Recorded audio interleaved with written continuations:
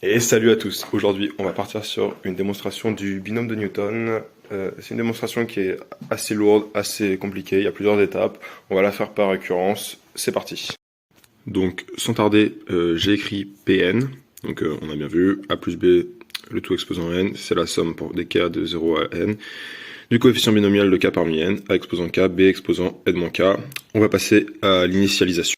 Donc, initialisation, a plus b exposant 0. Initialisation, ce qu'on fait, c'est qu'on remplace tout ce qui est n par un 0. Tout nombre exposant 0, ça donne du 1.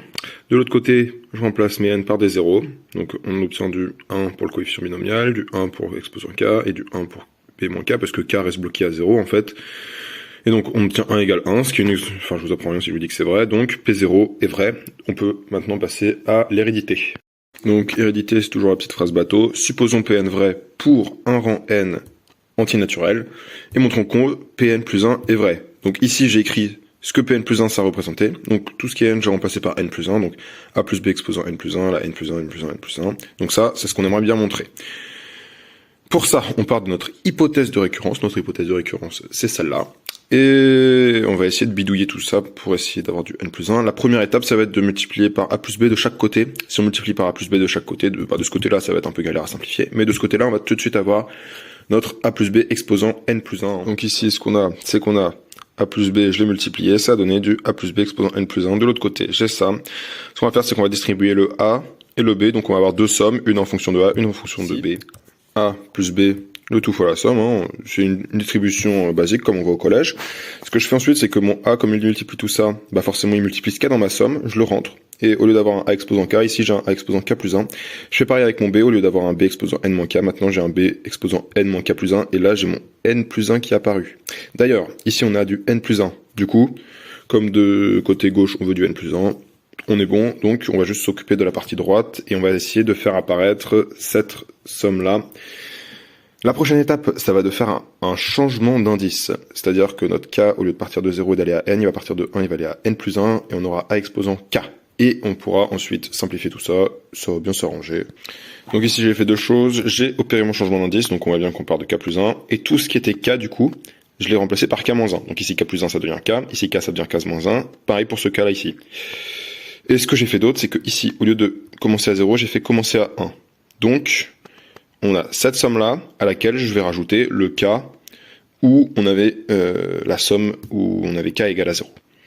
Et le voilà, c'est ce cas-là. Donc là, on a exactement, si je regarde juste là, ces deux sommes, on est sur une égalité parfaite. Et de ce l'autre côté, j'ai celle-là. Et le but, ça va être maintenant de faire terminer L à n, comme ça on pourra additionner ces deux sommes. Bon, ça commence à faire beaucoup d'informations, donc ce que j'ai fait, ici on commençait à 1, on s'arrêtait à n plus 1. J'ai retiré le cas de figure où on avait n plus 1, donc on s'arrête à n. Du coup, si j'ai retiré ce cas de figure, je le mets sur le côté, et je l'additionne, comme ça, notre somme, elle est bonne. Ensuite, de l'autre côté, j'ai tout bêtement recopié. Maintenant, ce qu'on a, c'est qu'on a deux sommes qui commencent à 1 tous les deux et qui finissent à n toutes les deux. Du coup, ces deux sommes, on va pouvoir les mettre ensemble. Si on les met ensemble, on va voir les simplifications qui arrivent. Donc, ce que j'ai fait, j'ai tout regroupé dans une grande somme. Donc, cette grande somme, elle commence ici, elle s'arrête exactement ici. Et on remarque que j'ai un facteur commun. Ce facteur commun, c'est a exposant k fois b exposant n plus 1 moins k. J'ai toujours mes deux cas spéciaux. Ici, le cas où on avait k égale à 0. Ici, le cas où k est égal à n plus 1. Ce qu'on va pouvoir faire, c'est que comme on a deux facteurs, on va pouvoir factoriser par ces deux facteurs. Bon, j'ai changé de feuille. Bon, ce qu'on a, c'est que là, j'ai factorisé.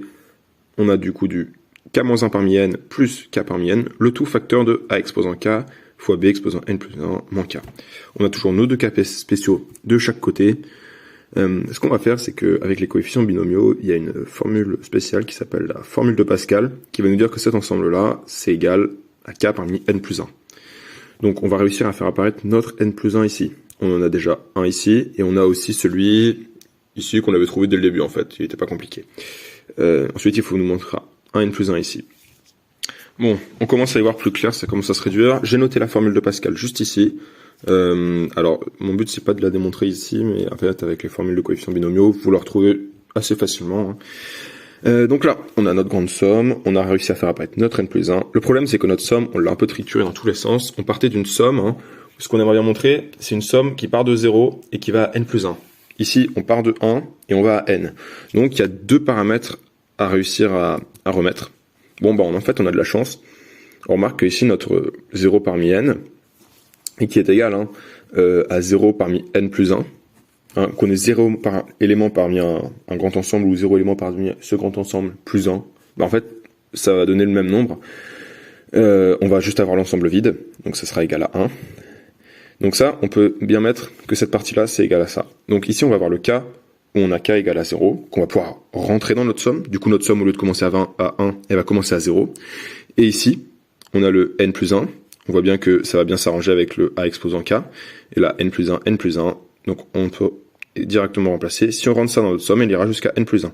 Donc je récapitule. Si on rentre le membre de droite, elle commencera à 0. Si on rentre le membre de gauche, elle ira jusqu'à n plus 1. Alors cette étape est un peu rapide, je vous l'avoue, mais prenez le temps de vous poser, de bien regarder que ça, c'est exactement égal à ça. Et du coup là, on a n plus 1, 0, c'est bien quand le k est égal à 0. N plus 1 moins k pour le b, ici le k est inexistant.